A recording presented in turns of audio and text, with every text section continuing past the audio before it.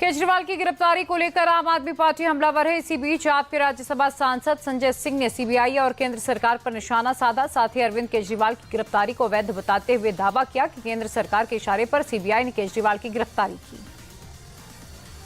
ED के पास कोई सबूत नहीं है अरविंद केजरीवाल के खिलाफ। ईडी दुर्भावना से काम कर रही है अरविंद केजरीवाल के खिलाफ। ईडी के पास कोई मनी ट्रेल नहीं है, कोई सबूत नहीं है, पैसे की बरामदगी नहीं है और इसलिए अरविंद केजरीवाल निर्दोष हैं।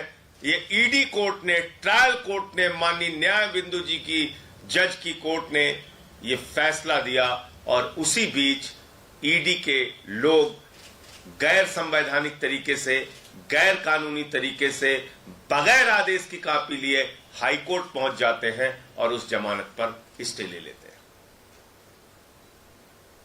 अब केंद्र सरकार को लगा कि अरे ये तो केजरीवाल बाहर निकल जाएंगे।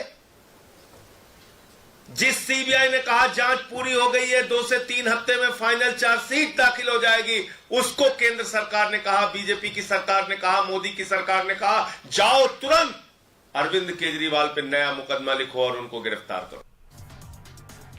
बिहार में आगामी विधानसभा चुनाव किसके नेतृत्व में लड़ा जाएगा, इसको लेकर राजनीति खूब हो रही है। इस बीच केंद्रीय मंत्री चिराग पासवान ने यह साफ कर दिया, आगामी विधानसभा का चुनाव सीएम नीतीश कुमार के नेतृत्व में एनडीए बिहार में लड़ेगा। साथ ही चिराग पासवान ने विपक्ष पर हमला बोलते हुए कहा कि डबल इंजन की सरकार से ही बिहार का विकास होगा।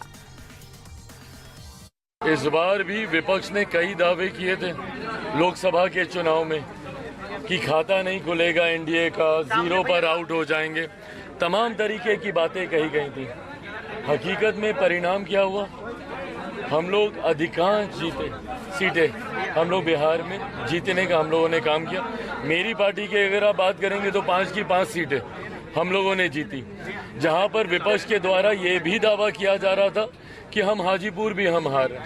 तो ऐसे में इस तरीके की बातें कही जाती हैं, बट अंतोगत्वा जनता किसका साथ देती है। और एक बात स्पष्ट है कि जनता ने ये तय कर लिया है कि बिहार में डबल इंजन की सरकार से ही बिहार का विकास हो सकता है। एक लंबा समय बिहार में ऐसा रहा है जहां पे विरोधाभास की सरकारें रही हैं, केंद्र में कोई और राज्य में कोई और।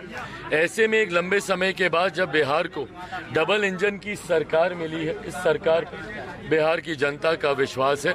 जहां केंद्र के चुनाव में, लोकसभा के चुनाव में हम लोगों के पक्ष में बिहार की जनता ने मतदान करने का काम किया। जो कुछ सीटें भी हम लोग हारे हैं उसमें भी सबको कारण पता है, कहीं ना कहीं उसमें भी हम लोग अगर थोड़ी सी बेहतर तरीके से अगर हम ही लोग चुनाव लड़ते तो परिस्थितियां और बेहतर हो सकती थी। ऐसे में विधानसभा के चुनाव में भी बिहार की जनता ने मन बना लिया है, एनडीए की ही सरकार आएगी। मुख्यमंत्री नीतीश कुमार जी के नेतृत्व में एनडीए चुनाव लड़ने जा रहा है। लालू यादव के बयान पर बिहार के डिप्टी सीएम विजय सिन्हा ने पलटवार करते हुए कहा कि लालू ने कांग्रेस के लगाए गए आपातकाल की आलोचना करके अपनी राजनीतिक विश्वसनीयता बढ़ाई थी और आज वे उन्हीं के साथ काम कर रहे हैं। साथ ही उन्होंने ये भी कहा कि जो जनता की गाढ़ी कमाई को लूटता है उस पर भरोसा नहीं किया जा सकता। लालू यादव जी जिस कांग्रेस के आपातकाल को लेके, तानाशाही, हिटलरशाही को लेके आंदोलन कर करके अपनी राजनीतिक साख बढ़ाए थे, आज उसी कांग्रेसियों की गोद में बैठकर आप कितना गौरवान्वित हो रहे हैं। धिक्कार है ऐसे राजनीति को जिसके करनी कथनी में अंतर हो और जो व्यक्ति जनता के हित की बात करे और जनता की गाढ़ी कमाई लूट ले, ऐसे लोग जनता के विश्वसनीय नहीं हो सकते। सपा के राष्ट्रीय अध्यक्ष और कन्नौज से सांसद अखिलेश यादव ने आरक्षण के मुद्दे को लेकर बीजेपी सरकार पर निशाना साधा।